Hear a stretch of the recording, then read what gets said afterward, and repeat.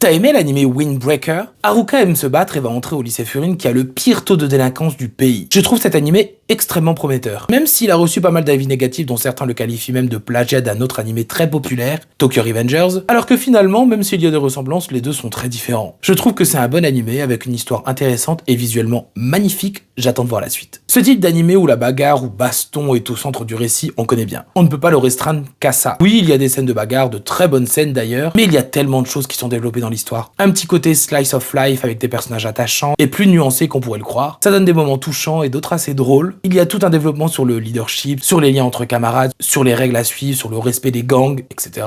Le personnage principal passe même d'un simple bagarreur qui veut combattre le plus fort à un personnage plus réfléchi qui pourrait devenir un vrai leader. Et ce n'est pas le seul personnage à avoir le droit à un développement psychologique. On découvre un peu l'envers du décor où certains personnages dévoilent qui ils sont réellement. Dommage que la seconde partie s'enlise, on a l'impression de ne plus avancer. Visuellement, c'est vraiment magnifique, que ce soit le design des personnages, les décors très réalistes, la fluidité exceptionnelle, la finesse des visuels, l'utilisation d'une grande palette de couleurs, la BO est très chouette et les doublages excellents.